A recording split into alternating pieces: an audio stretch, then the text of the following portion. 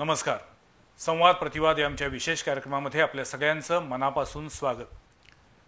प्रत्येक माणसाच्या आयुष्यामध्ये काही ना काही अविस्मरणीय प्रसंग असतात, अविस्मरणीय घटना असतात.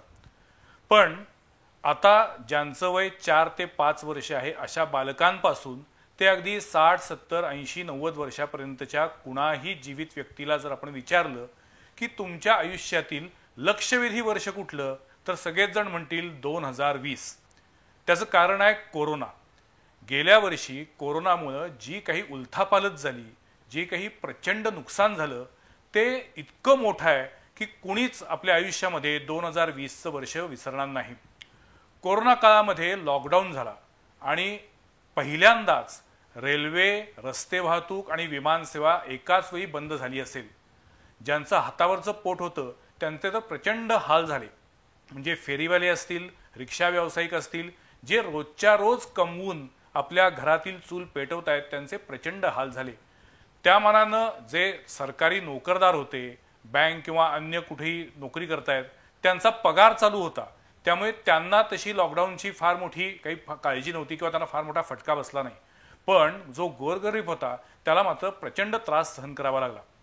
कोरोना ही प्रचंड मोठी आपत्ती हे सगळेजण मान्य करतील. पण याच कोरोनाच्या काळामध्ये काही सरकारी अधिकारी आणि काही कदाचित लोकप्रतिनिधी यांनी संगनमत करून जर कोरोनाला इष्टापती मानला असेल तर काय होऊ शकतं याचं एक उदाहरण कोल्हापुरात पाहायला मिळते. गेले काही दिवस सातत्यानं कोल्हापुरात कोरोना काळामध्ये जे काही साहित्य शासकीय समितीनं खरेदी केलं त्याच्यामध्ये झालेल्या भ्रष्टाचाराबद्दल चर्चा सुरू आहे.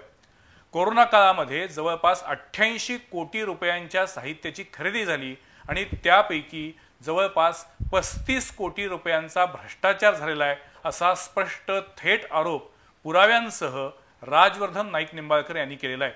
त्यानंतर एकच खळबळ माजली. 3-4 दिवसानंतर जिल्हाधिकारी महोदयांना सुद्धा त्याबद्दलचं एक प्रेस रिलीज द्यावी लागली.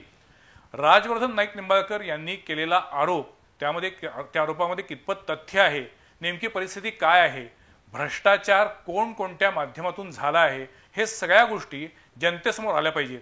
जर तो भ्रष्टाचार झाला नसेल तर तेही समोर आलं पाहिजे.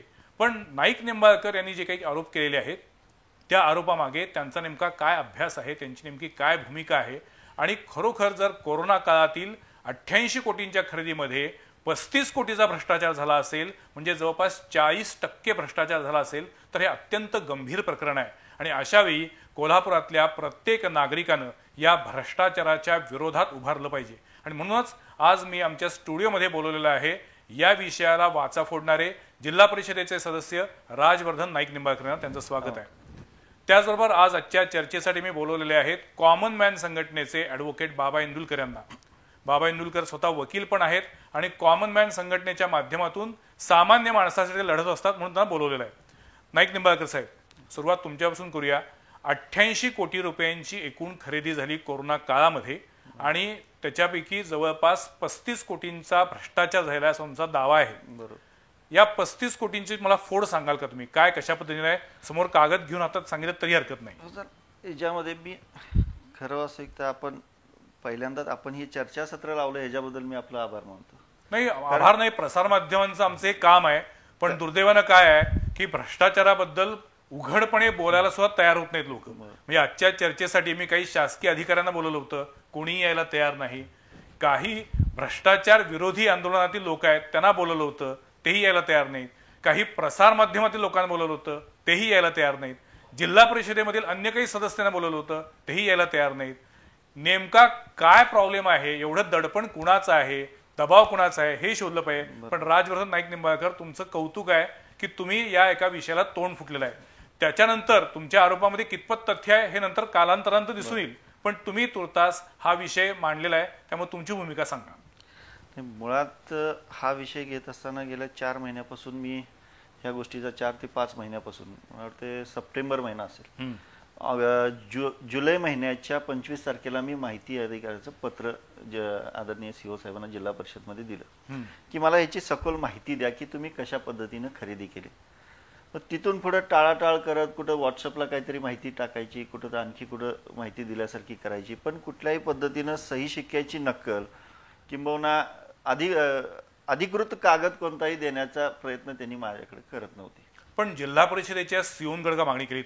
कारण ही संपूर्ण कोल्हापूर जिल्ह्याची खरेदी आहे आणि त्या काळामध्ये एक समिती नेमली होती. त्या समितीच्या मार्फत जे काही कोरोना विषयक सुरक्षा साधनांची खरेदी व्हायची ती केली जात होती. त्याच्यामध्ये जिल्हाधिकारी महोदय होते, जिल्हा परिषदेचे मुख्य कार्यकारी अधिकारी त्यावेळेचे अमन मित्तल होते, जिल्हा आरोग्य अधिकारी होते, अशी सगळ्या लोकांची समिती होती. मग तुम्ही सिओनगडच का मागणी केली?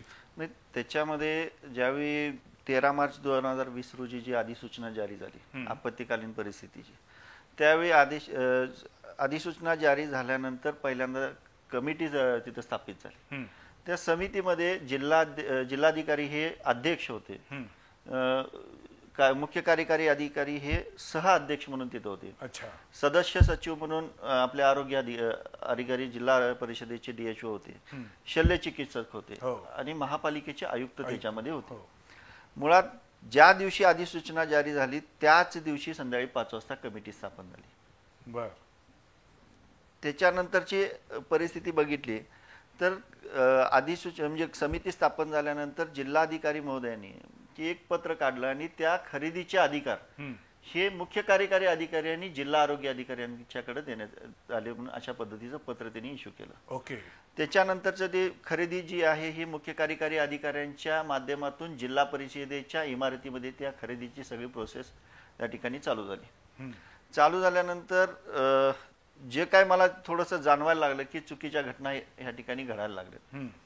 चुकीच्या घटना घडत असताना मी पत्र दिलं की ह्याच्यामध्ये तुम्ही मार्केट रेट आणि तुमचे रेट ह्याच्यामध्ये मला कुठेतरी तफावत जाणवते आणि तुम्ही मला सखोल माहिती मला द्यावी अशा पद्धतीचं मी एक त्यांना पत्र दिलं.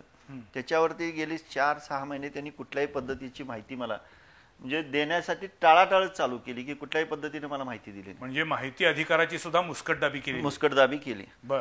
मग ज्यावेळी मी परवा एका मीटिंगमध्ये मी स्थायी समितीच्या आमच्या जिल्हा परिषदेच्या मीटिंगमध्ये जिल्हा आरोग्य अधिकाऱ्यांना धारेवर धरल्यानंतर मला त्याच दिवशी माहिती ही मिळाली. माहिती मिळाल्यानंतर त्याचा मी जरा सखोल अभ्यास केला. हे ऑडिट रिपोर्ट जो आला, ऑडिट रिपोर्टमध्ये मी सगळे ऑडिट रिपोर्ट जो तयार झाला, इंटरनल ऑडिट झालं त्याच्यामध्ये सिरियस ऑब्झर्वेशन्स प्रत्येक क्लॉजला दिलेले आहेत. म्हणजे एखादही गोष्ट अशी आहे की अशी नाही की बाबा त्यांनी व्यवस्थितरित्या प्रोसेस केलेली आहे. म्हणजे हा केवळ तुमचा आरोप नाहीये, तर त्याच्या ऑडिट रिपोर्टचा पुरावा तुमच्याकडे आहे? पुरावा माझ्याकडे आहे. त्याच्यामध्ये मग आपत्कालीन परिस्थितीचा आधार घेऊन त्याने मुळात कसं आहे की आपत्कालीन परिस्थितीच्या नियमावली अशी आहे की 1 कोटीपर्यंतची खरेदी तुम्ही करू शकता. बरोबर. जर 1 कोटीच्या वरती जर खरेदी जर तुम्हाला करायची असेल तर त्याला प्रधान सचिव आणि अपर सचिवांच्या समितीसमोर तिची मान्यता घ्यावी लागते आणि मग तुम्हाला ती पुढची खरेदी करावी लागते. त्याच्यामध्ये कुठल्याही पद्धतीने त्यांनी मान्यता घेतली नाही, पण डायरेक्ट त्याच्या पुढे खरेदी करायचं त्यांनी घाट घातला आणि त्या पद्धतीने खरेदी करत गेले. जर तुम्हाला चढ्या दराने काही ते सांगायचा प्रयत्न करतात की सुरुवातीच्या काळामध्ये हे मार्केटमध्ये चढ्या दराने हे सगळे प्रोडक्ट उपलब्ध होते. मग ज्यावेळी तुमच्या जिल्ह्यामध्ये 26 मार्चला पहिला पेशंट सापडला, बरोबर, त्याच्यानंतर एप्रिल महिन्यामध्ये 9 पेशंट सापडले, त्याच्यानंतर मे महिन्यामध्ये 431 पेशंट सापडले, त्याच्यानंतर च्या काळामध्ये जून महिन्यामध्ये 347 पेशंट सापडले. पेशंटची संख्या नगण्य असताना एवढ्या मोठ्या खरेदीचा घाट घालण्याचं कारणच काय होतं हा पहिल्यांदा मुळात पहिला प्रश्न. पण त्यावेळी एकूणच पॅनिक सिच्युएशन होती ही वस्तुस्थिती आहे. म्हणजे एखादा कोरोना रुग्ण सापडल्यानंतर तो संपूर्ण भाग तिथला सील केला जायचा. जसजशी पेशंटची संख्या वाढायला लागली तसतशी ही पॅनिक सिच्युएशन कमी होत गेली. बरोबर. म्हणजे हे आपल्याला नाकारता येणार नाही की त्यावेळेला त्या गोष्टींची खरेदी करणं आवश्यक होतं. पण मूळ मुद्दा हाच आहे की बाजारामध्ये जी गोष्ट 5 रुपयाला मिळती तीच गोष्ट 10 किंवा 12 रुपयाला खरेदी का केली? बरोबर. असे कुठले मुद्दे आहेत, कोणकोणती खरेदी झाली आहे की ज्याच्यामध्ये अव्वाचे सव्वा दर लावले? सुरुवातीच्या काळामध्ये आता काय त्यांचं म्हणणं आहे की सुरुवातीला चढे दर होते, पण अँटीजेन टेस्ट किटचे दर जर बघितला तर सुरुवातीच्या काळामध्ये 436 रुपये होते आणि नंतरच्या काळामध्ये 496 रुपयानं त्यांनी खरेदी केली. मग नंतरच्या काळामध्ये त्याचे रेट वाढले कसे? आधी स्वस्त केल्यानंतर जास्ती दराने घेतले. N95 मास्क हे सुरुवातीच्या काळामध्ये 205 रुपयानं खरेदी केले. तेच मास्क नंतर शेवटला ते सांगतायत की 14 रुपयानं मी खरेदी केले. त्यावेळी सुद्धा मार्केट त्याची किंमत ही 42 रुपयाच होती. म्हणजे एवढी तफावत कुठली आली? मी एखादी मार्केटमध्ये वस्तू समजू शकतो की एक 5 रुपये 10 रुपयाचे कुठेतरी फ्लक्च्युएट हे दर हे होत असतात.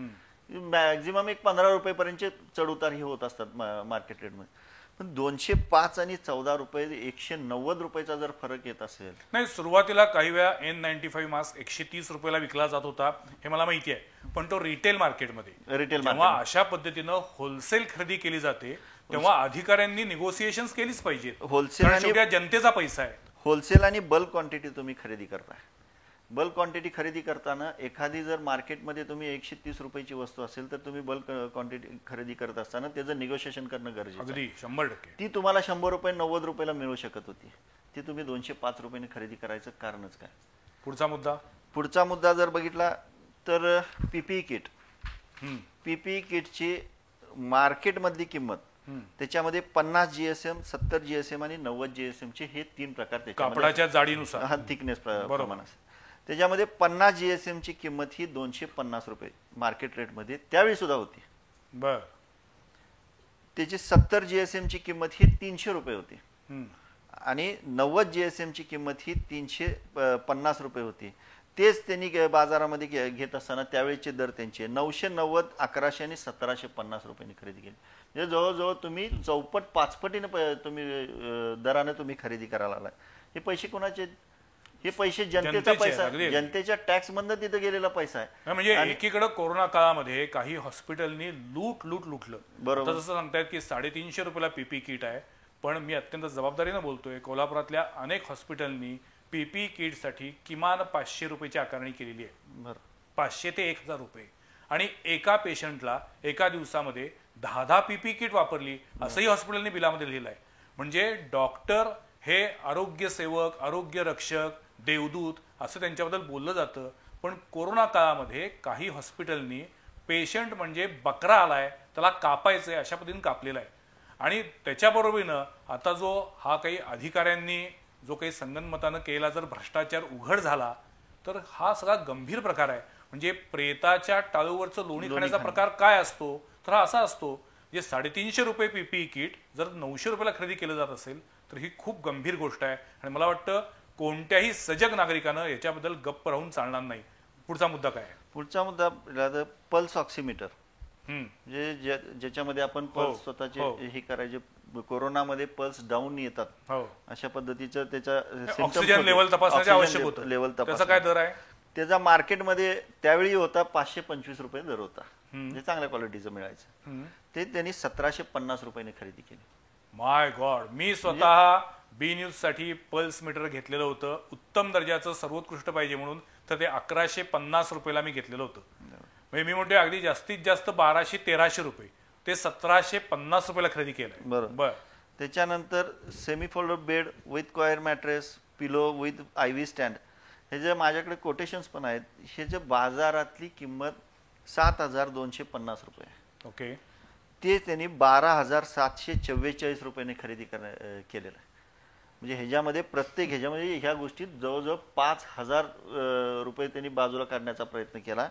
आणि ह्याची संख्या जर बघितली तर 3 ते 3500 बेड खरेदी केलेत. पण रेकॉर्ड आता दाखवत असताना 2300 बेड दाखवायला लागले. अच्छा, म्हणजे बेड पण अस्तित्वात नाहीये. अस्तित्वात नाहीये. त्याचा कुठेही ताळमेळ लागत नाही. त्याचा दिले किती आणि तुम्ही तुमच्याकडनं इश्यू किती केले आणि तिथं पोचले किती, ह्या गोष्टीचा कुठेही ताळमेळ ह्या संपूर्ण प्रकरणामध्ये दिसत नाही. एवढी वाईट परिस्थिती आत्ताच्या ह्या कोविड साहित्य पुरवणे खरेदी करण्यामध्ये ह्या ठिकाणी झालेली आहे. आता दुसरा एक थर्मल स्कॅनर आपण करतो टेम्परेचर चेक करण्यासाठी. टेम्परेचर चेक करण्यासाठी थर्मल स्कॅनर हे बाजारामध्ये 1400 रुपये ते 1500 रुपये त्याची किंमत आहे. बरोबर. थर्मल स्कॅनरची. तेच थर्मल स्कॅनर जवळजवळ 10,000 रुपयांनी सुरुवातीच्या काळामध्ये खरेदी केलं. 10,000 रुपयाला एक पीस. अशा सुरुवातीच्या काळामध्ये मी हे मान्य करतो की काही व्यापाऱ्यांनी पण चढ्या दरानं उत्पादनं विकली. पण थर्मल स्कॅनर स्वतः 3500 ते 4000 रुपयाला मिळत होता. मी माझ्या ऑफिससाठी सुद्धा एप्रिल महिन्यामध्ये थर्मल स्कॅनर विकत घेतला होता. 4500 रुपयाला विकत घेतला होता. तेव्हा 4500 रुपयाचा थर्मल स्कॅनर जो मार्केटमध्ये सहज कुणालाही मिळत होता तो 10,000 रुपयाला घेतला. 10,000 रुपयांनी. पण मग त्यात असं आहे का की ही कंपनी वेगळी आणि ती कंपनी वेगळी आणि त्याच कंपनीचा घ्यायचा असं कोणी रेकमेंड केलं होतं का? असं काय त्याच्यामध्ये आरोग्य यंत्रणेनं असं काही रेकमेंड केलं होतं का? असं काय त्याच्यामध्ये स्पेसिफिकेशन दिलं नव्हतं. मुळात जो थर्मल स्कॅनर त्यावेळी घेतला होता तसाच थर्मल स्कॅनर त्यांनी नंतरच्या काळामध्ये बी खरेदी केला, पण त्याची 1800 रुपये किमतीने खरेदी केली. मग ते एवढे रेट फ्लक्च्युएट कसे काय झाले? नंतरचे काही थर्मल स्कॅनर त्यांनी 4800 रुपयाने खरेदी केले, 4950 रुपयाने काही थर्मल स्कॅनर खरेदी केले. मी एवढ्या मोठ्या ह्याच्यामध्ये जर खरेदी करत असताना साधं कोणीही बाजारामध्ये गेलं तर एखादं जर समजा आपण एक बाजारात भाजी घ्यायला लागलोय, 1 किलो भाजी घेत असताना त्याचा जर ते 20 रुपये किलो असेल तर मी 2 किलो घेतो, मला 15 रुपयाने द्या असं आपण सहज म्हणतो. अगदी खरंय, खरंय. मग ह्या प्रकरणात तुम्ही का बोलू शकत नाही? त्याचं बार्गेनिंग का केलं गेलं नाही? आणि दुसरी महत्वाची गोष्ट तुम्ही म्हणालात तसं की आपण बाजारात गेल्यानंतर एका भाजीवाल्यानं आपल्याला 20 रुपये सांगितलं आणि जर आपण पुढे गेलो आणि दुसऱ्या भाजीवाल्यानं जर त्याच भाजीसाठी 50 रुपये दर सांगितला तर आपण सहजपणे म्हणू अरे पलीकडेच तर 20 रुपयाला मिळते भाजी म्हणून ती. बरोबर. असं या 50 रुपये देण्याचं काय आहे? पण मग इथं मात्र 3500 रुपयाचा थर्मल स्कॅनर हा साधारणपणे 10,000 रुपयाला, 7,000 ते 7,500 रुपयाचा बेड हा 12,000 रुपयाला आणि ऑक्सिमीटर जे 1200 ते 1500 रुपयाला मिळते ते 2,000 रुपयाला. अशा पद्धतीनं सगळे प्रकार आहेत. बाबा इंदुलकर, हे सगळं ऐकल्यानंतर तुमची मती कुंठित झाली आहे का ह्याचा संताप होतोय? काय होते नेमकं?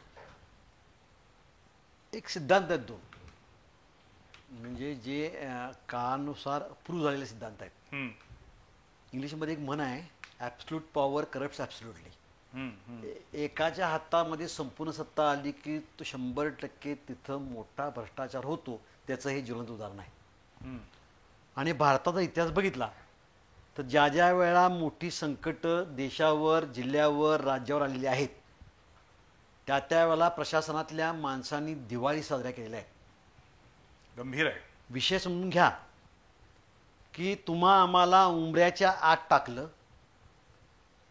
उंबऱ्याच्या आत टाकत असताना तुमचं तोंड उघडू नये म्हणून मुखपट्ट्या लावल्या आहे. आता मी असं म्हणेन त्यावेळी जे कंपल्शन झालं आपल्याला, जे मास्क ते करोनाच्या जंतूपासून आपल्याला वाचवण्यासाठी नाही तर त्यांनी केलेला भ्रष्टाचाराच्या विरुद्ध तुम्ही बोलू नये म्हणून अखंड कोल्हापूरच्या तोंडावर तुम्हाला मुखपट्ट्या लावल्या आणि मुखपट्ट्या लावल्या नाहीत तर त्यासाठी तिने आमच्याकडे दंड घेतला. ते त्याचं आता ते का लावल्या गेल्या ते आता निंबाळकर साहेबांच्या आरोपामुळे आता पुढे येत आहे. एप्रिल महिन्याची घटना आहे. आम्हाला मुंबईतनं आम्हाला आमच्या सोर्समधनं आम्हाला एक कागदपत्र मला मिळाली. त्यावेळेला कोल्हापूरमध्ये N95 मास्क जवळपास 150 पासून 240 पर्यंत विकला जात होता. आणि त्याच वेळेला जवळपास 16 लाख मास्क राज्य शासनासाठी एक सेंट्रल एजन्सी आहे, हाफकिन इन्स्टिट्यूट, आणि त्यांच्यामार्फत ती खरेदी झाली होती 17 रुपये 42 पैशांनी. बरोबर. हे पत्र आम्ही घेऊन कलेक्टरना भेटलो होतो. कलेक्टर आम्हाला भेटल्यानंतर त्यांनी आम्हाला RDC-कडे पाठवलं. RDC-ने आम्हाला पाठवलं, खो खोचा खेळ चालू झाला त्यांचा नेहमीची स्टाईल. त्यांनी आम्हाला पाठवलं जिल्हा पुरवठा अधिकाऱ्यांनी. जिल्हा पुरवठा अधिकारी आम्ही त्यांच्याकडे आम्ही टाहो पडून जाऊन सांगतोय आणि ते स्वतःची लेस खाली बांधत बसले होते. त्यांना आमच्याकडे बघायला वेळ नव्हता. त्यांनी आम्हाला तिथनं हकललं आणि आम्हाला ह्याच्या फूड अँड ड्रग्सवर पाठवलं.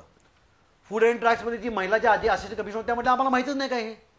बरोबर, कारण मास्क खरेदी आणखीन फूड अँड ड्रग डिपार्टमेंटचा संबंध काय? हे सगळं झाल्यानंतर मागच्या महिन्यात पत्र आलंय आम्हाला, मी पत्र आणायचं विसरलो, की तुम्ही म्हणत होता ते सत्य आहे आणि आता मी कारवाई केलेली आहे. म्हणजे बैल गेला आणि झोपा केला किंवा ठरवून तू मार मी रडतो. N95 ची किंमत 17 रुपये 42 पैसे जेव्हा शासनाकडे मिळत होती त्यावेळेला आम्ही जिल्हाधिकाऱ्यांना आमचं शिष्टमंडळ होतं, आम्ही म्हटलं होतं 1742 वर किती पैसे द्यायचे सांगा आणि जनतेला मुखपट्टी तुम्ही कंपल्सरी केलेली आहे. कॅलॅमिटी आहे ही, जनतेला माहिती नाही कुठं खरेदी करायचं. शासनानं आम्हाला 17 रुपये 42 अधिक वरती किती द्यायचे सांगा, तुम्ही आम्हाला मास्क सप्लाय करा. बरोबर, आमची मागणी योग्य होती अगदी 100%. परंतु त्यावेळेला आमच्या मागणीकडे तिने लक्ष दिलं नाही. त्याचं निव्वळ कारण असं होतं की मार्केटमध्ये चढ्या भावानं हे माल विकला गेलाच पाहिजे असं जमल्यास त्याची धारणा असेल असं आता संशय आम्हाला येत आहे. म्हणून सुरुवातीला म्हटलं कोरोना म्हणजे सर्वसामान्य लोकांसाठी आपत्ती होती, पण काही शासकीय अधिकाऱ्यांसाठी इष्टापत्ती ठरली. त्यांनी पैसे छापले अक्षरशः. म्हणजे जर 88 कोटीपैकी 35 कोटीचा भ्रष्टाचार झाला असेल तर काय म्हणायचं काय याला? ज्या वेळेला प्रचंड पॅनिक सिच्युएशन होती, जो तो घाबरत होता, घरातून बाहेर पडत नव्हता, अशा वेळेला त्या परिस्थितीचा गैरफायदा किती उठवायचा? अर्थात हे सगळे आरोप आहेत. हे आरोप अजून सिद्ध झालेत का? तर नाही आहेत. पण मुळात या आरोपाचं गांभीर्य लक्षात घेतलं तर मला असं वाटतं की या संपूर्ण प्रकाराचं पुन्हा एकदा ऑडिट व्हायला पाहिजे. आणि मग आता या संदर्भामध्ये तुम्ही 2 दिवसापूर्वी माजी मुख्यमंत्री देवेंद्र फडणवीस यांना भेटलात. कशासाठी जाऊन भेटला होता नेमकं तुम्ही? माझी ह्याच्यामध्ये एकच मागणी होती की जनतेचा पैसा कोणतरी लुटायला लागले, ह्याला कुठेतरी आळा बसणं गरजेचं आहे आणि जो लुटला गेलेला पैसा आहे तो परत वसूल होणं गरजेचं आहे. ह्याच्यासाठी मी एक जिल्हा परिषद सदस्य आहे, पण माझी ताकद कुठेही चालणार नाही. तुम्ही जर आवाज हा विधिमंडळामध्ये उठवला तर ह्या संपूर्ण प्रकरणाची कॅग मार्फत चौकशी व्हावी ही माझी नम्र विनंती आहे. मी त्यांना सांगितलं. माझी एकट्याचीच नाही तर संपूर्ण कोल्हापूर जिल्ह्याची ही इथल्या सर्व तमाम नागरिकांची ही भावना आहे की ह्या सगळ्या प्रकरणाची कॅग मार्फत चौकशी होणं गरजेचं आहे आणि ती चौकशीची मागणी आपण सभागृहामध्ये करावी. ह्याच्यासाठी मी त्यांना निवेदन देण्यासाठी मी आदरणीय फडणवीस साहेबांना भेटलो. त्यांनी सुद्धा त्या गोष्टी गांभीर्याने घेतल्या की एवढा मोठा भ्रष्टाचार होत असेल तर प्रशासनाने हे झोपा काढते का काय, अशा पद्धतीची विचारणा सुद्धा त्यांनी करण्याचा प्रयत्न केला आणि हा विषय मी 100% सभागृहामध्ये मांडणार अशा पद्धतीचं अभिवचन त्यावेळी त्यांनी दिलं. अच्छा, या संदर्भामध्ये मी त्यावेळेचे जे काही जिल्हा परिषदेचे मुख्य कार्यकारी अधिकारी होते, जे या खरेदी समितीचे सहअध्यक्ष होते आणि त्यांच्याकडे सगळ्या या वस्तू खरेदी करण्याची जबाबदारी माननीय जिल्हाधिकाऱ्यांनी सोपवली होती. मी मित्तल साहेबांना विचारणार आहे की या संदर्भात त्यांची भूमिका काय आहे. ऐकूया. आपण त्यांचा फोन रेकॉर्ड केलाय, त्या फोनवरनं आपण त्यांची भूमिका समजून घेऊया. त्याबाबत मला वाटतं मी ज्यावेळी तिथे होता त्यावेळी खुलासा सुद्धा केला होता. हे जे म्हणतोय तर जसे थर्मल स्कॅनर असेल किंवा थर्मल स्कॅनर असेल त्यांना आम्ही म्हणजे एप्रिलमध्ये घेतला होता आणि त्यानंतर शेवटी तर आम्ही 1000 रुपयापेक्षा कमीमध्ये घेतला होता. इनफॅक्ट ते जो पीपी किटचा म्हणतोय ते 300-350च्या पीपी किट इनफॅक्ट आता जुलै नंतर तर आम्ही मला वाटतं ऑगस्ट नंतर आम्ही पीपी किट 220 मध्ये तिथे घेतला होता. ते अगर ऍपल आणि ऑरेंजला कम्पेअर केलं तर ते वेगळा इश्यू असेल, पण मला वाटतं एप्रिलमध्ये जो काही रेट होते त्यांना डिसेंबरच्या रेटमध्ये कम्पेअर करायचे असेल तर मला वाटतं ते छोटीची भूमिका असतात. त्यामध्ये हे अर्ज काढत आहे तर त्यामध्ये 1/16च्या GR मध्ये काही शासन निर्णयानुसारच आम्ही सगळी खरेदी केली आहे. तर मला वाटतं ह्या मुद्द्यांमध्ये काही आहे ते पूर्ण अधिकार कोणती परिस्थितीमध्ये कोणता अधिकार आहे त्यानुसार ही खरेदी केलेली गेली आहे. तसेच GFR नुसार सुद्धा एपिडेमिक मध्ये ते एक हायर लिमिट असे काही डिफाईन केली नाही. त्यामध्ये एपिडेमिक काय आहे, अर्जन्सी काय आहे ते डिफाईन करायची गरज आहे आणि ते अर्जन्सी ऑलरेडी डिफाईन्ड आहे ह्यामध्ये. एपिडेमिक ऍक्ट कशासाठी लागू झाला आणि त्यावेळी ते N95 बाबतीत म्हणतोय ते N95 आता आम्ही मला वाटतं तिथे आम्ही 10, 11, 12 रुपयामध्ये घेतले होते. तर ज्यावेळी 190 मध्ये घेतले त्यावेळी त्यांची किंमत किती होती आणि त्यावेळी ते समोर कशाला आले नाही आणि आता समोर येऊन ते म्हणजे त्यांनी काही लपवून ठेवले होते का? तर त्यांना त्यावेळी 42 रुपयामध्ये मिळत होते तर त्यांनी आम्हाला दिले असतील तर आम्ही त्यांच्याकडून घेतले असतील. त्यावेळी त्यांनी कशाला प्रेस कॉन्फरन्स घेऊन सांगितलं नाही की माझ्याकडे 42 मध्ये उपलब्ध आहे. निंबाळकर साहेब, मित्तल साहेबांचं असं म्हणणं आहे की अशा पद्धतीचं ऑडिट ते असतानाच झालेलं आहे. ऑडिटमध्ये काही क्वेरी येतात पण त्या क्वेरी नंतर दुरुस्त केल्या जातात किंवा त्याच्याबद्दलचा खुलासा दिला जातो. ही नॉर्मल प्रोसिजर आहे. त्यामुळे जे ऑडिटमध्ये आक्षेप घेतलेले आहेत ते आक्षेप काही फार गंभीर आहेत असं नाही, असं त्यांचं म्हणणं आहे. बघा, चोर कोण चोरी केलेला कोण सांगत नसते.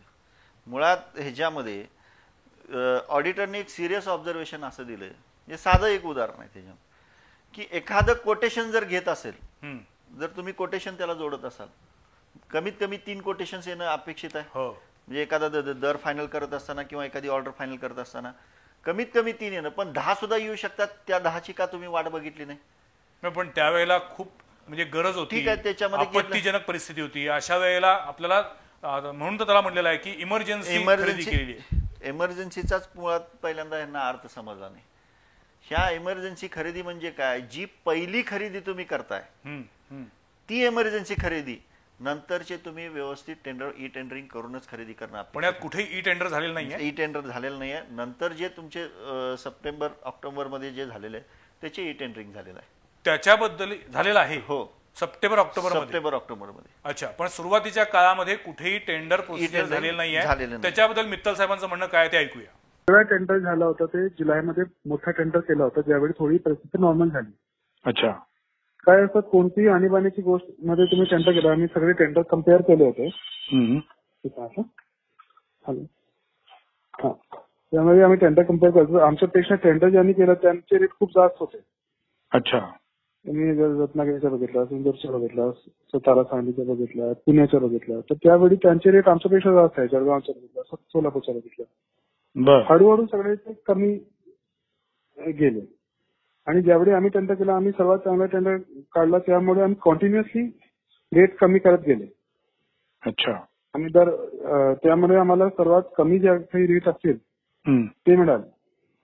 आता ह्यामध्ये हे होऊ शकतात एखाद्या ठिकाणी की सगळीकडे आम्ही पुरवठा केला, त्यामुळे ते लोक म्हणताय की टोटल जास्त झाला, पण तिथे लोकांनी हे सुद्धा बघितलं पाहिजे की कॉर्पोरेशन असेल किंवा मेडिकल कॉलेज असेल किंवा सिव्हिल सर्जन असेल किंवा डीएचओ साईड असेल, सगळे पुरवठा एकच ठिकाणी करण्यात आला होता. हो, त्यानुसार हे. आणि मला वाटत नाही यामध्ये काही चूक आहे. जर एखादा चूक असेल तर तिथे ते ऑडिट पॉईंट किंवा ह्यामध्ये डिस्कस करू शकतात. पण हे म्हणणार की 32 कोटीचा भ्रष्टाचार केला, तर मला वाटतं हे चुकीची भूमिका आहे. त्यांचं असं म्हणणं आहे की त्यावेळेला पर्यायच नव्हता, त्यामुळे त्यावेळेला परिस्थिती अशी होती, म्हणजे मार्च, एप्रिल, मे, जून, की त्यावेळेला पेशंटची संख्या वाढत असल्यामुळे तात्काळ ती खरेदी करणं आवश्यक होतं. पण मुळात काय की पेशंटची संख्या वाढत असताना तुम्ही जे म्हणताय, ज्यावेळी ई टेंडरिंग करण्यात आलं त्यावेळी 21,000 आणि 17,000 पेशंटची संख्या होती. कुठल्या महिन्यात? जे ऑगस्ट आणि सप्टेंबर महिन्यामध्ये. बरोबर. आणि सुरुवातीच्या काळामध्ये तुम्ही आपत्ती व्यवस्थापनाच्या नावाखाली ई टेंडरिंग न करता खरेदी केला, नगण्य संख्या होती. म्हणजे ज्या वेळेला पेशंट संख्या कमी होती त्यावेळी त्यांनी ई टेंडरिंग केलं नाही, गडबडीनं खरेदी केली. ज्या वेळेला पेशंटची संख्या वाढली आहे, प्रचंड झाली आहे, त्यावेळी ई टेंडरिंग केलं त्यावेळी. अच्छा, मग मुळात हेच मला म्हणायचं आहे की तुम्हाला आता तुमचा जो आक्षेप आहे तो विना टेंडर खरेदी केल्याबद्दल आहे की ई टेंडरिंग मध्ये सुद्धा काही घोटाळे आहे तुमचं म्हणणं आहे? ई टेंडरिंग मध्ये सुद्धा काही घोटाळे आहेत. कारण जो कोण जवळचा माणूस असतो त्याला जर टेंडर पाहिजे असेल तर तुमचे रेट तुमचे बाहेर गेलेले आहेत. मुळात तेच सांगतोय मी आपल्याला की ऑडिट रिपोर्टमध्ये ऑडिटरनी एक साधा मुद्दा त्याच्यामध्ये मांडलेला आहे, पण तो फार मोठा आहे. कोटेशन्स येत असताना हे एका लखोट्यामधनं येणं गरजेचं असतं आणि त्या कोटेशनला घडी असते. पण लखोट्यात घालायचं असेल कागद, घडी पडते. तर ऑडिटरनी त्याच्यामध्ये ऑब्झर्वेशन केलेलं आहे की काही कोटेशन्सना घडी नव्हती, म्हणजे साधी घडी सुद्धा घातली गेली नव्हती, म्हणजे ओपन तुमच्याकडे त्याचे कोटेशन्स आलेले आहेत. बर. म्हणजे त्यात तुम्ही अनेक जीएसटी बद्दलचा पण मुद्दा उपस्थित केला. जीएसटी बद्दलचा मुद्दा उपस्थित करण्याचं कारण असं की ह्याच्यामध्ये फार मोठ्या प्रमाणात अशा काही गोष्टी घडलेल्या आहेत की काही कंपन्या अशा आहेत, जे पुरवठादार काही कंपन्या अशा आहेत की एप्रिल महिन्यामध्ये कोविड साहित्य पुरवण्यासाठी रजिस्टर झाल्याने ओपन झाल्या. ज्या दिवशी ओपन झाली, ज्या दिवशी रजिस्टर झाली, त्याच दिवशी संध्याकाळी त्यांना ऑर्डर बहाल करण्यात आली. कोल्हापुरात असं झालंय? कोल्हापूरमध्ये असं झालेलं आहे, हे मी म्हणत नाही, ऑडिटर म्हणतात. म्हणजे आज कंपनी रजिस्टर झाली आणि संध्याकाळी त्याच कंपनीला ऑर्डर मिळाली. हे जे ऑडिट झालंय इंटरनल, त्या ऑडिटरांचं हे म्हणणं आहे. त्यांनी ह्याचं सिरियस ऑब्झर्वेशन दिलेलं आहे. आणि त्यांनी ज्या काही औषधं खरेदी केली गेलेली आहेत, जे काही उपकरणं खरेदी केलेली आहेत, हे ऑडिटरनी सांगितलं की ह्याचा ताळमेळ कुठेही लागत नाही. म्हणजे हे कुठं सप्लाय झाले, किती दिले, तिथं किती पोचले, ह्या गोष्टीचा ताळमेळ कुठेही कुठल्याही गोष्टीला लागत नाही, अशा पद्धतीचं ऑडिटरांचं म्हणणं आहे. हे मी म्हणत नाही, हे ऑडिटरांचं म्हणणं आहे. पण मला सांगा, 1 कोटी रुपयांची खरेदी करण्यापर्यंतचे अधिकार तुमच्या म्हणण्यानुसार, ऑडिटरच्या म्हणण्यानुसार, हे त्या खरेदी समितीला होते. त्याच्यानंतरची जर खरेदी करायची असेल तर त्या संदर्भामध्ये राज्य शासनाच्या अप्पर सचिव किंवा प्रधान सचिव यांच्या दर्जाच्या अधिकाऱ्याची परमिशन आवश्यक आहे. दर्जाची नाही, त्यांच्यामध्ये स्पष्ट उल्लेख आहे. ही शासन नियमावली आहे. हा GR जो आहे 1 डिसेंबर 2016चा हा GR आहे. ह्याच्यामध्ये जी खरेदी असते ती खरेदी आपत्ती व्यवस्थापनाची कशा पद्धतीने करायची ह्या गोष्टीचे सखोल त्याच्यामध्ये मार्गदर्शन दिलेलं आहे. आणि त्याच्यामध्ये संबंधित विभागाचे अप्पर सचिव, अप्पर मुख्य सचिव, प्रधान सचिव किंवा सचिव सचिव अपर मुख्य सचिव, प्रधान सचिव किंवा सचिव वित्त वित्त विभाग विभागाचे. आणि विकास आयुक्त उद्योग ह्या गोष्टीच्या ह्या लोकांची समिती त्याच्यामध्ये आहे. अच्छा. आणि त्या समितीच्या समोर हे 1 कोटीच्या पुढचे जे काय तुम्हाला खरेदी करायचं असेल त्याचा प्रस्ताव ठेवावा लागतो आणि त्याची मंजुरी घ्यावी लागते. अच्छा. आणि त्यानंतरचा हा जो तुमचा मुद्दा आहे की तातडीचा खरेदी आदेश, हो. ह्याच्याबद्दल काय तुमची भूमिका आहे? त्याच्यामध्ये सुद्धा स्पष्ट उल्लेख आहे शासन निर्णयामध्ये की जर अशा पद्धतीनं हे बघा ह्याच्यामध्ये दिलेलं आहे की तातडीची परिस्थिती प्रशासकीय विभागाकडून 1 कोटीपर्यंतची तातडीची खरेदी त्यांच्या स्तरावर करू शकतील. तथापि 1 कोटीपेक्षा जास्त किमतीची खरेदी असल्यास संबंधित प्रशासकीय विभागाची खरेदी समिती तातडीच्या गरजांचे मूल्यांकन करून संबंधित विभागाच्या अपर सचिव, मुख्य सचिव, प्रधान सचिव, सचिव यांच्या अध्यक्षतेखालील उच्चस्तरीय अधिकार समिती परिच्छेद 291 पहावाच्या मान्यतेने तातडीने खरेदी करता येईल. पण मग कोल्हापुरामध्ये आणि ह्याच्यामध्ये अजून सांगतो ह्याच्यामध्ये या नियमांतर्गत परवानगी देण्यात आलेल्या रकमेच्या मर्यादेपेक्षा जास्त खरेदीचा निर्णय घेणाऱ्या किंवा मान्यता देणाऱ्या अधिकाऱ्यास वैयक्तिकरित्या जबाबदार धरण्यात येईल आणि त्याला वस्तू खरेदीवर झालेला प्रत्यक्ष खर्च योग्य पद्धतीद्वारे खरेदी केली असता जो खर्च झाला असता त्यातील फरक भरून देण्यासाठी जबाबदार धरण्यात येईल. हे मी म्हणत नाही, शासनानं 1 डिसेंबर 2016 काढलेला हा GR आहे. हे GR आणि एवढा मोठ्या प्रमाणात त्यांनी GR दिलाय, स्पष्ट सगळ्या गाईडलाईन्स दिलेल्या आहेत. त्यांचं म्हणणं अशा पद्धतीचं आहे. पुरवठादारांच्या बद्दल सुद्धा तुमचा काही आक्षेप होता. हो. म्हणजे जी कंपनी दाखवली आहे त्या कंपनीचा आणि प्रत्यक्ष पुरवठा केलेल्या वस्तूचा यांचा काहीच संबंध नाही. म्हणजे साहजिकच आहे. एखादं थर्मल स्कॅनर ही इलेक्ट्रॉनिक वस्तू आहे. हो. ही इलेक्ट्रॉनिक वस्तू एखादी टेक्सटाईल कंपनी कशी काय सप्लाय करू शकते? असं आपल्याकडे घडलेलं आहे. हो, घडलेलं आहे. तसे पुरावे आहेत. त्याच्यामध्ये तुम्हाला मी पुरावे सुद्धा दाखवू शकतो.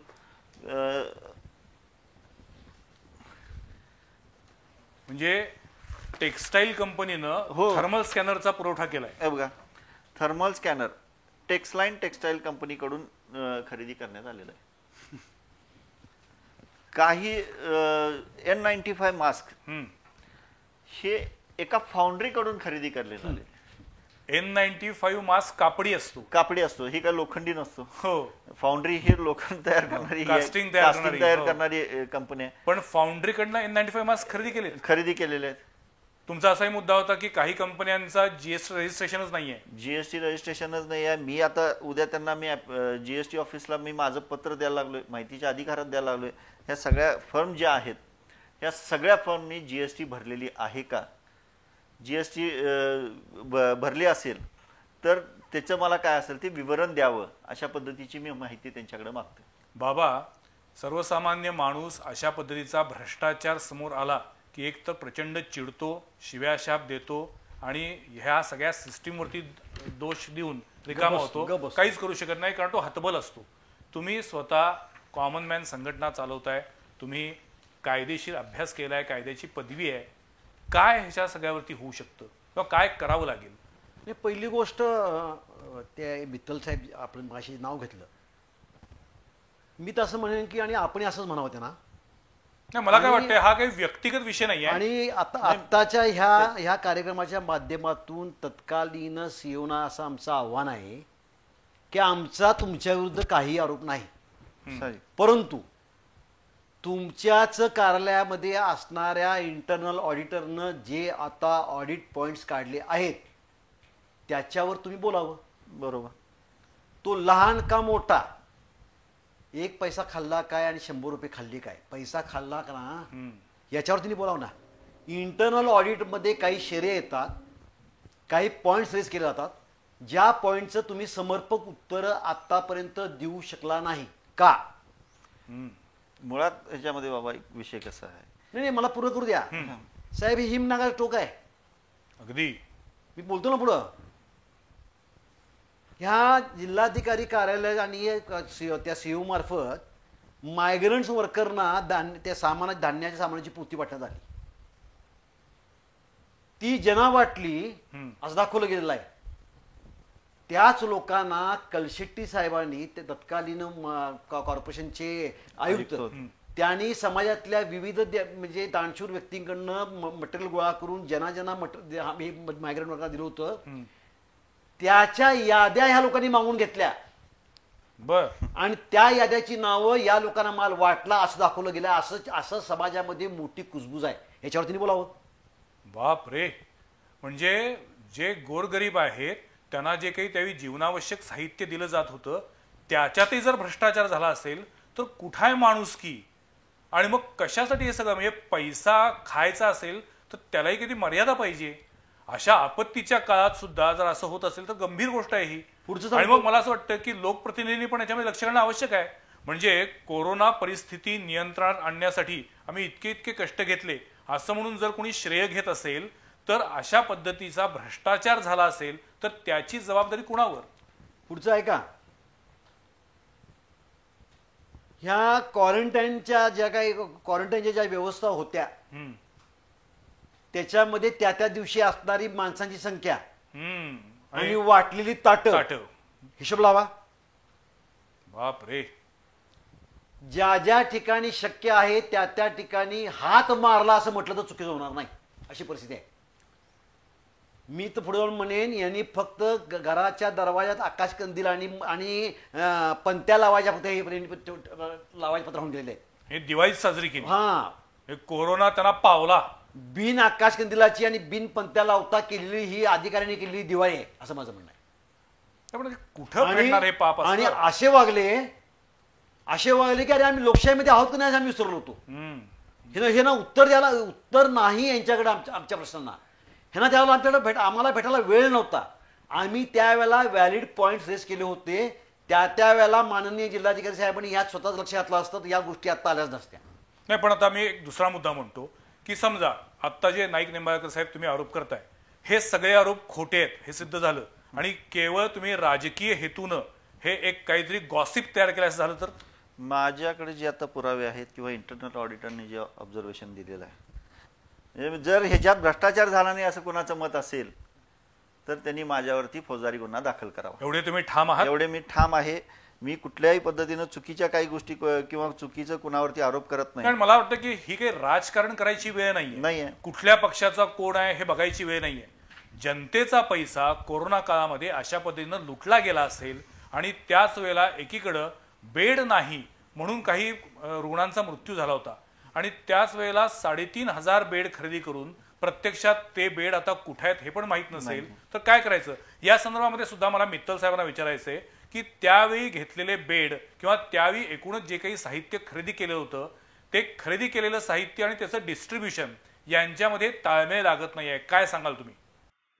ते मला वाटतं ज्यावेळी मी आला होता त्यावेळी आमच्या सगळ्यांमध्ये ताळमेळ होता की बेड टोटल किती घेतले आणि कुठे कुठे आहे आणि जास्तीत जास्त सीसीसी बंद केले ते त्यांना मला वाटतं आम्ही त्यावेळी याचा रसद निर्णय घेतला होता की काही ना पीएचसी मध्ये पाठवू आणि थोडंफार स्टोअरमध्ये ठेवून ते स्टेटकडे पण वर्क करू शकतात. आणि तर मला वाटत नाही की असे काही इश्यू आहे की स्टॉक बुक मध्ये आहे किंवा नाही आहे. एखाद्या वेळ ते ऑडिटचे मुद्दे आले होते पण ते ऑडिटरला आम्ही नंतर दाखवलं सुद्धा होता की ही चेक करून घेतला नाही. त्यामुळे त्यांनी सुद्धा म्हटलं आहे की ठीक आहे आपण कंप्लायन्स मध्ये पाहतो आणि व्यवस्थित करून घेतो. पण म्हणजे आपण असतानाच ऑडिट झालं होतं? हा, ते ऑडिट झालं होतं ना. बर. पण मग त्यानंतरचं जे आता लेखापरीक्षण झालेलं आहे त्याच्यामध्ये काही मुद्दे उपस्थित केले आहेत? त्यामध्येच लेखापरीक्षण झालेलं आहे. ज्यावेळी मी होतो त्याच वेळी लेखापरीक्षण झालेला होता आणि त्यांना आम्ही नंतर दाखवलं होतं की हे बघितलं गेलं नाही नव्हतं. त्यामुळे त्यांनी मान्य केलं. मी म्हटलं की आपण कंप्लायन्स पाठवा आणि ते रुटीन प्रोसिजर असतात. दरवेळी ज्यावेळी लेखापरीक्षक येतात त्यावेळी दोषामध्ये राहतात त्यानंतर कंप्लायन्स साठी पाठवतात आणि दॅट इज रुटीन प्रोसिजर. ते जिल्हा परिषद मध्ये पण 100 ऑडिट पॉईंट असेच राहतात. कोणतीही ऑर्गनायझेशन मध्ये गेले तर it is a routine procedure. ते त्यांचे कंप्लायन्स करून पाठवतात आणि त्यानंतर ते क्लिअर होतं. मित्तल साहेबांचं म्हणणं असं आहे की जोपर्यंत ते कोल्हापुरामध्ये होते तोपर्यंत सर्व सिस्टीम फुलप्रूफ होती. ते गेल्यानंतर काय झालं असेल तर माहीत नाही. पण त्यांच्या म्हणण्यानुसार ऑडिटमध्ये सुद्धा जे काही मुद्दे उपस्थित झालेले आहेत हे मुद्दे उपस्थित होणं ही नॅचरल प्रोसिजर आहे. इथून पुढच्या काळामध्ये असे कुठलेही ऑडिट झालं की काही क्वेरीज निर्माण होतात त्या क्वेरीज नंतर आम्ही दूर करतो. ह्याच्यावरती आता काय बोलाल तुम्ही बाबा इंदुलकर? नाही हे दिशाभूल करणारं त्यांचं स्टेटमेंट आहे. ते विसरतायत की जनता मालक आहे आणि सरकारी कर्मचारी हा कर्मचारीच आहे. तो कुठल्याही पदाचा असा असू द्या, त्याची अकाउंटेबिलिटी आहे. एक पैसा कुठं खर्च केला असं जर जनतेनं विचारलं तर त्यांचं उत्तर देणं त्यांच्यावर बंधनकारक आहे. मुळातच विषय असा आहे की मगाशी आपण काहीतरी आरोप प्रत्यारोपावर विचारलं. मी असं म्हणेन की आम्ही आरोप करत नाही, आम्ही फक्त जनतेसमोर ऑडिट रिपोर्टमध्ये आलेल्या क्वेरीज आम्ही जनतेसमोर ठेवत आहोत. तुम्ही त्याचं समर्पक उत्तर द्या. पण मला सांगा, याचं पुन्हा एकदा ऑडिट करण्याची तुमची मागणी आहे का? कॅग मार्फत करावं? कॅग मार्फत याचं पूर्ण ऑडिट होणं गरजेचं आहे. आणि ऑडिट नंतर जे काय गोष्टी घडतील, जे काय समोर येईल, म्हणजे दूध का दूध एकदा पाणी का पाणी होऊ दे ना. बरोबर. जर कोण म्हणत असेल मी भ्रष्टाचार केलाच नाही, आता आपण जसं सांगितलं की मित्तल साहेब म्हणतात मी असताना सगळं व्यवस्थित झालेलं आहे, तेच म्हणतात माझ्या काळात हे ऑडिट झालेलं आहे. हो. आणि त्याच ऑडिटरनी सांगितलंय की जी आरोग्य विभागाने केलेली वैद्यकीय उपकरणे आणि औषधाची भरमसाठ खरेदी, त्यातील संबंधित आरोग्य विभागाला केलेले वितरण, योग्य वापर याचा मेळ कुठेही लागत नाही. हा तुम्ही जे आता सांगताय हे सगळे ऑडिटरचे मुद्दे, हे तुमचे मुद्दे माझे मुद्दे नाही आहेत. अच्छा, मग ऑडिटर मध्ये असे काही मुद्दे म्हटलेले आहेत की काही बिलं अदा करत असताना समितीचे सचिव म्हणून जिल्हा आरोग्य अधिकारी सदस्य डीएचओ हे असताना त्यांच्या स्वाक्षरी विना बिलं अदा केलेली हे डीएचओ ना अंधारात ठेवून काही बिलं डीएचओ ना अंधारात ठेवून स्वतःच्या अधिकारात बिलं अदा केलेली. हा 14 नंबरचा मुद्दा काय आहे याच्यामध्ये? 14 नंबरचा मुद्दा म्हणजे कसा आहे की जसं जे तुम्हाला मगाशीपासून मी सांगतोय की चढ्या दराने ह्या दराने खरेदी केली, मार्केट रेट पेक्षा दुप्पट तिप्पट दराने खरेदी केली. ह्याच्यामध्ये कसं आहे की गव्हर्नमेंटने एक पोर्टल, ऑनलाईन पोर्टल जे जेम पोर्टल म्हणून उपलब्ध करून दिलाय. म्हणजे गव्हर्नमेंट ई मार्केटिंग पोर्टल म्हणून त्याला राज्य शासनाने केलं आणि त्या केंद्र शासनाने आणि राज्य शासनाने दिलेला आहे. ह्या जीएम पोर्टलवरती जर तुम्ही एखादी वस्तू टाकला की आज मला N95 मास्क पाहिजे, तुम्हाला देशातले सगळ्या राज्यातले सगळ्या जिल्ह्यातले रेट तिथे उपलब्ध होतात. ओके. आज मला सेमी फोल्डर बेड पाहिजे, कॉयर मॅट्रेस पाहिजे, पिलो पाहिजे, IV स्टँड पाहिजे, सॅनिटायझर पाहिजे, त्या जीएम पोर्टलवरती जर तुम्ही टाकला तर देशातल्या सगळ्या जिल्ह्यातले सगळ्या राज्यातले तुम्हाला तिथं दर उपलब्ध होतात. ह्याचा कुठल्याही पद्धतीने वापर केला गेलेला नाही. बापरे, गंभीर मनाला येईल तसं लोकल मार्केटमध्ये गोष्टी उचलण्याचा प्रयत्न केला. गव्हर्नमेंटने त्याच्याबद्दल एक सिस्टीम घालून दिलेली आहे, पण त्याचा कुठेही त्याचं पालन केलेलं नाही. म्हणजे ई टेंडर केलं नाहीये सुरुवातीच्या काळामध्ये, नंतर केलेलं आहे. त्यानंतर तुमचं म्हणणं की जेम म्हणजे गव्हर्नमेंट ई मार्केटिंग हे ऑनलाईन पोर्टल आहे, त्याचाही वापर केलेला नाहीये. 1 कोटी रुपयापर्यंतचीच खरेदी करण्याचा अधिकार इथल्या समितीला होता.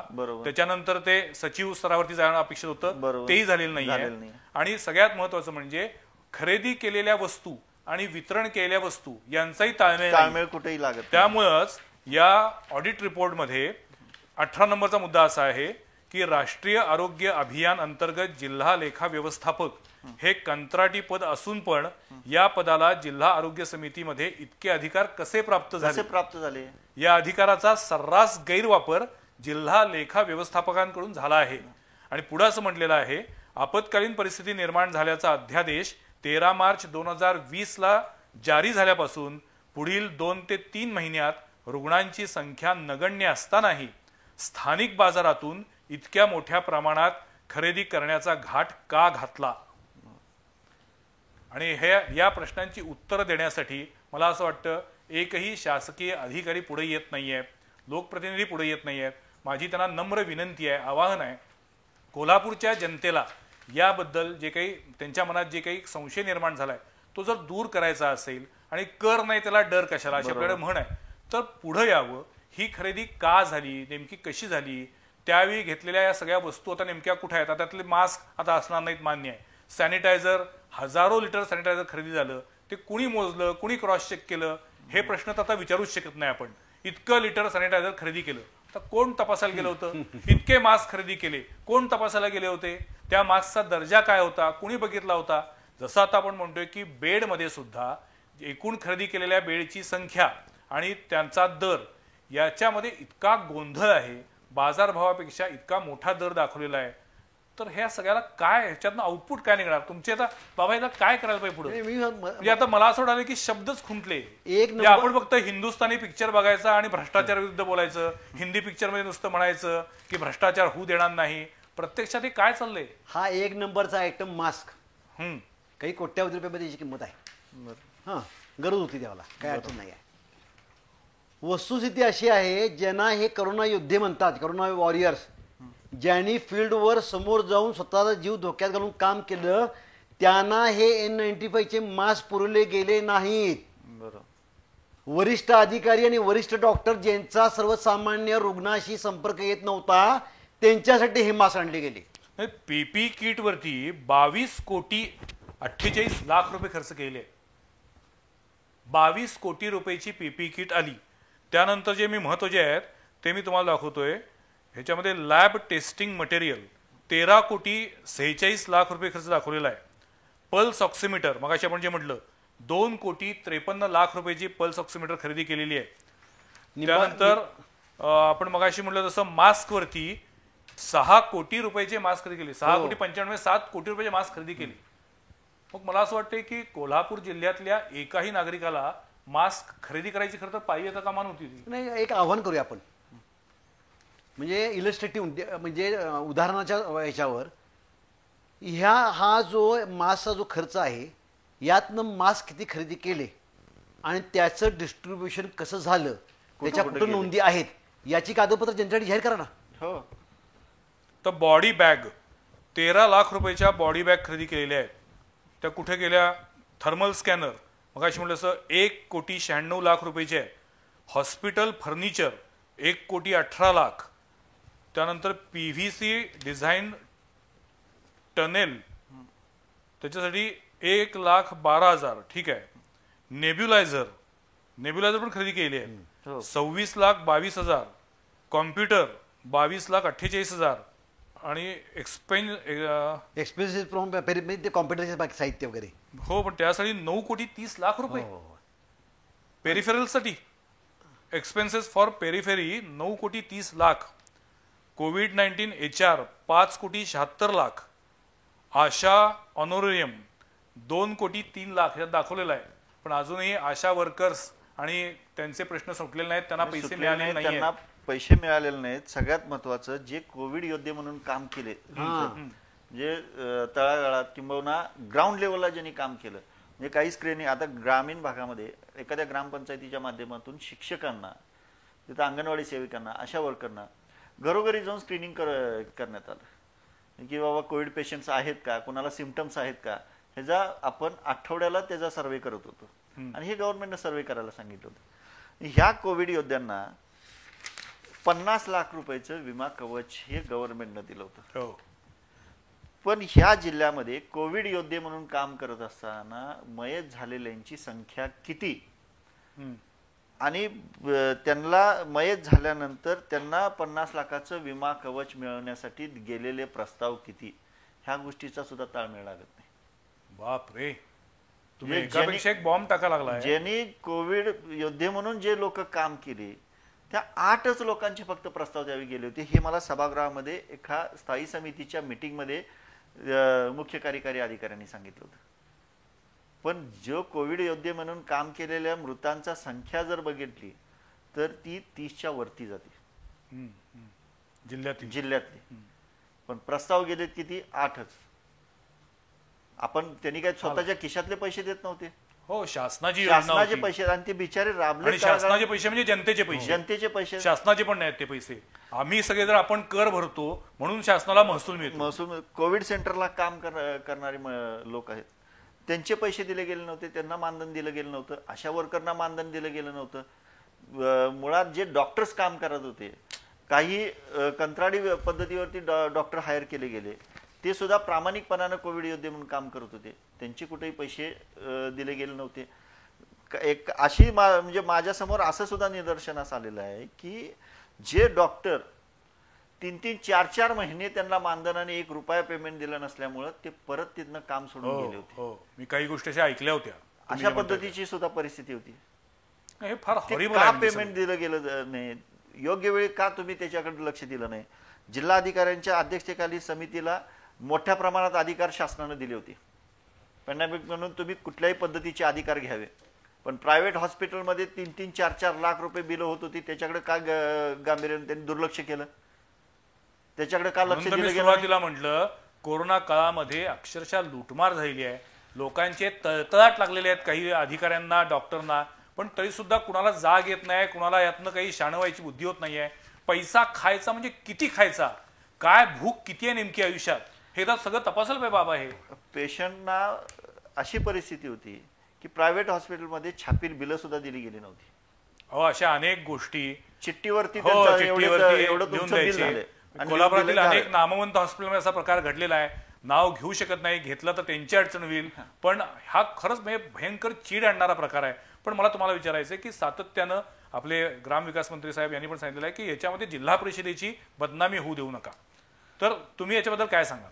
नाही, मी काय जिल्हा परिषदेचं नाव कुठेही घेतलं नव्हतं, पण हिची खरेदी जी आहे त्या जिल्हा परिषदेच्या मुख्य कार्यकारी अधिकाऱ्यांच्या अध्यक्षतेखाली झालेले आहे, त्यांच्या माध्यमातून झालेले आहे. आणि हेतला सगळं इन्फ्रास्ट्रक्चर जे आहे आणि ही जी सगळी खरेदी जी झालेली आहे ती जिल्हा परिषदेच्या इमारतीमध्ये झालेली आहे. जिल्हा परिषदेची न खरेदी केली किंवा जिल्हा परिषदेचा ह्याच्यामध्ये हात आहे मी कुठेही बोललेलो नाही. या समितीनं जी खरेदी केलेली आहे हे सगळं हे जिल्हा परिषदेच्या इमारतीमधून खरेदी झालेली आहे. मुख्य कार्यकारी अधिकारी आणखीन एक अधिकाऱ्यांना पण त्याच्याबद्दल अधिकार दिलेले होते ना, लोहार. फक्त तेच मी सांगतोय ना, मगाशी तुम्हाला जे सांगितलं की कंत्राटी कर्मचारी जे आहेत ह्याचे लेखा व्यवस्थापक म्हणून, ते कंत्राटी कर्मचारी आहेत, ते काही गव्हर्नमेंटचे अधिकारी नाही आहेत. पण त्यांना एवढ्या मोठ्या प्रमाणात खरेदीचे अधिकार दिले गेले कसे? कोणाला? नितीन लोहार म्हणून त्याच्यामध्ये डॅम म्हणून ते काम करतात, म्हणजे लेखा व्यवस्थापक म्हणून काम करतात. बर, पण मग आता या तुमच्या म्हणण्यानुसार मगाशी तुम्ही जो GR वाचून दाखवलात, किंवा तुमची मागणी अशी आहे का की याच्यामध्ये जर भ्रष्टाचार झाल्याचं सिद्ध झालं तर पुढे काय? याच्यामध्ये भ्रष्टाचार झाल्याचं सिद्ध झालं तर त्याची जबाबदारी निश्चित करून ते पैसे परत त्यांच्याकडून वसूल केले गेले पाहिजेत. आणि तो जनतेचा पैसा आहे, जनतेच्या सेवेसाठी तो पैसा परत उपलब्ध झाला पाहिजे. जर ह्याच्यामध्ये भ्रष्टाचार झालाच नाही असं जर त्यांना वाटत असेल, माझ्यावर फौजदारी गुन्हा दाखल करावा त्याची माझी तयारी आहे, माझ्यावरती आबरू नुकसानीचा दावा दाखल करावा त्याची सुद्धा माझी तयारी आहे. बाबा तुम्ही वकील आहात, या सगळ्यामध्ये काय केलं पाहिजे? नाहीतर हे जर आपण असंच मोकाट सोडलंय अधिकाऱ्यांना तर यांचं फावल, आणि एकदा का पचलं तर मग आणखीन ती वहिवाट व्हायला लागेल. त्यामुळे ह्याला वेळच्या वेळी वेसण घातली पाहिजे. अगदी मान्य. काय करण्याचं ठरवण्यापूर्वी या देशामध्ये कॉफिन स्कॅम नावाचा घोटाळा होता. म्हणजे काय तर की नाही, आपलं जे सैनिक आहेत त्या आपल्या फ्रंटियरला जेव्हा ह्या दररोजच्या चकमकीमध्ये जेव्हा शहीद होतात तर त्यांची ते म्हणजे शव जे बॉक्समधून आणतात त्याच्यामध्ये फार मोठा घोटाळा होता. तसाच घोटाळा इथं झालेला आहे. 27 नंबर बॉडी बॅग, 13 लाखाच्या बॉडी बॅग खरेदी केल्या. बॉडी बॅग म्हणजे काय? मेलेल्या माणसाचं प्लॅस्टिक मध्ये काळं ते प्रेत गुंडाळण्यासाठी असलेली बॅग म्हणजे बॉडी बॅग. माझं संबंधितांना आव्हान आहे की ह्या 13 लाखाच्या किती बॅग मी खरेदी केल्या, कोल्हापूर जिल्ह्यामध्ये किती माणसं मृत्यू झाली आणि किती बॅग तुम्ही वापरल्या, उर्वरित बॅग आम्हाला मोजून दाखवा. बाप रे, म्हणजे मेलेल्या माणसाच्या बॉडीच्या बॅग मध्ये सुद्धा पैशाचा घोटाळा झाला असं सकृतदर्शनी वाटतंय. मला असं वाटतंय की संवाद प्रतिवादचा हा एपिसोड आजचा प्रचंड वेदनादायी आहे, त्रासदायी आहे. कोल्हापूर राजर्षी छत्रपती शाहू महाराजांची नगरी म्हणून आपण प्रत्येक ठिकाणी सांगतो. महाराजांनी गोरगरीब रयतेसाठी काय केलं ह्याच्याबद्दल अनेक वेळा बोललं जातं. पण त्याच कोल्हापूरमध्ये जर अशा पद्धतीनं जर स्वतःच्या फायद्यासाठी, स्वार्थासाठी इतक्या खालच्या थराला जाऊन भ्रष्टाचार होत असेल तर हे सगळं विषण्ण करणारे चित्र आहे. आणि मला असं वाटतं की ह्याच्यात केवळ आरोप म्हणून न बघता आता ह्याच्यामध्ये सत्य शोधलं पाहिजे, या उद्देशानं या प्रकरणाकडे बघितलं पाहिजे सगळ्यांनीच. राजकारण बाजूला ठेवून, राजकीय चष्मे बाजूला ठेवून, आपापली भूमिका बाजूला ठेवून, जर 88 कोटी खरेदीमध्ये जर इतकी अनियमितता सकृतदर्शनी दिसत असेल तर त्याच्यातलं सत्य जनतेसमोर आलं पाहिजे. कारण कोरोनासाठी अनेक लोकांनी आपले प्राण दिलेले आहेत, अनेक लोकांनी जीवावरती खेळून रुग्णांना सेवा दिलेली आहे, अनेकांचा रोजगार बुडालेला आहे. 500-500-600 किलोमीटर लोकांना चालत जावं लागलं लॉकडाऊनच्या काळामध्ये आपापल्या गावाला जाण्यासाठी. उन्हातानामध्ये तळपत असलेल्या उन्हातनं ती लोक अनवाणी पायाने गेलेली आहेत. एकीकडे इतकं भीषण चित्र असताना दुसरीकडं याच समाजातील काही अधिकारी जर भ्रष्टाचाराचा एवढा मोठा पहाड उभा करत असतील तर ते खपवून घेणं योग्य होणार नाही. मग आपण कोल्हापूरकर नाही. मी तर असं म्हणेन की शासन पुरस्कृत शासनानं आणलेल्या कोविडमुळं माणूस मरतोय आणि हे अधिकारी या परिस्थितीमध्ये पैसे खातात, यासारखं वाईट घटना होऊ शकत नाही. फार गंभीर आहे. मला वाटतं या विषयावर मला पुन्हा अजून एक एपिसोड करावा लागेल. माझं आत्ताच आवाहन आहे वरिष्ठ अधिकाऱ्यांना, लोकप्रतिनिधींना आवाहन आहे की या प्रकरणी पुढे या, समोर या आणि जनतेला स्पष्ट जे काय आहे ते सत्य सांगा. जर भ्रष्टाचार झाला नसेल तर तसं सिद्ध करा की कोणताही भ्रष्टाचार झालेला नाही, स्वागत आहे. हे आत्ता वहिनी केलेले सगळे आरोप जर निखारच खोटे असतील, बिनबुडाचे असतील तर उलट मी त्यांचं स्वागत करेन. चांगलं आहे, यांना काय असेल ते शिक्षा होईल. परंतु कोल्हापूर जिल्ह्यामध्ये भ्रष्टाचार झालेला नाही हे तरी आम्ही छातीठोकपणे सांगू. पण जर भ्रष्टाचार झाला असेल, मग अशी बाबा म्हणले असं तो 1 रुपयाचा असू दे किंवा 10 कोटीचा असू दे, जर तो भ्रष्टाचार झाला असेल तर तो उघड झाला पाहिजे आणि संबंधित अधिकारी असतील, अन्य कोणी असतील, कर्मचारी असतील, यांच्यावरती कठोर कारवाई झाली पाहिजे. केवळ शब्दातनं नव्हे तर त्यांच्याकडनं ते पैसे वसूल झाले पाहिजेत, तरच आणि तर जनतेच्या पैशाची किंमत होईल. हे शक्य आहे का असं आपल्या भारतात होणं? सगळं काही होऊ शकतं. मुळात की नाही, पहिली गोष्ट ह्या जे ह्यात सामील आहेत त्यांना त्यांच्या कार्यालयीन भाषेमध्ये तुम्हाला आम्ही भ्रष्टाचार म्हणणार नाही, तुमच्या भाषेमध्ये अनियमितता आपण धरूया, पण प्रत्येक अनियमिततेपाठी मग भ्रष्टाचार लपला असतो ह्याची त्यांनी जाण ठेवावी. आणि नुसते त्यांच्याकडे पैसे वसूल नाहीत तर हे डेटरंट पाहिजे, पुढच्या माणसांना असं करता कामा नये. म्हणून यांच्यावर संबंधितांनी शासनानं फौजदारी गुन्हे दाखल केले पाहिजे. मी इथंच थांबणार आहे. संवाद प्रतिवादमध्ये आजचा हा एपिसोड अत्यंत स्फोटक आणि संवेदनशील होता आहे आणि असेल, कारण कोल्हापूरच्या जनतेचा पैसा कोरोनासारख्या आपत्तीच्या काळामध्ये अशा पद्धतीनं लुटला गेला असेल तर जनता कदापि माफ करणार नाही. दूध का दूध और पाणी का पाणी होण्यासाठी या प्रकरणी पुन्हा एकदा माझं आवाहन आहे, विनंती आहे की वरिष्ठ अधिकाऱ्यांनी पुढे यावं आणि याच्यातलं सत्य जनतेसमोर आणावं. तुर्तास हे दोन्ही मान्यवर आमच्या स्टुडिओमध्ये आले, अत्यंत परखडपणानं, स्पष्टपणानं बोलले. याबद्दल मी त्यांचे आभार मानतो आणि मी कौतुक करतो किंवा अभिनंदन करतो राजवर्धन नाईक निंबाळकर यांचं की त्यांनी या विषयाला वाचा फोडलेली आहे आणि ते हा विषय लावून धरतायत. एक प्रकारे ते या खिंडीमध्ये एकटे लढतायत, पण त्यांचं असं म्हणणं तेच आहे की जर हा भ्रष्टाचार झाला असेल तर तो उघड झाला पाहिजे, झाला नसेल तर तसं तरी सिद्ध करा की भ्रष्टाचार झालेला नाही. तेव्हा मला असं वाटतं की एक स्वाभिमानी कोल्हापूरकर म्हणून, न्याय अन्यायाची चाड असलेला कोल्हापूरकर म्हणून आपण सगळ्यांनी राजवर्धन नाईक निंबाळकर यांच्या पाठीशी उभं राहिलं पाहिजे, कारण त्यांची लढाई सत्यासाठीची आहे. अशा सत्यासाठीच्या लढाईमध्ये, भ्रष्टाचाराविरुद्धच्या लढाईमध्ये सगळ्या संघटना जर एकवटल्या तर कदाचित याच्यातलं सत्य बाहेर येईल. आज इथेच थांबतो. पुढच्या सोमवारी पाहायला विसरू नका आणखीन एका विषयावरील चर्चा संवाद प्रतिवादमध्ये. नमस्कार.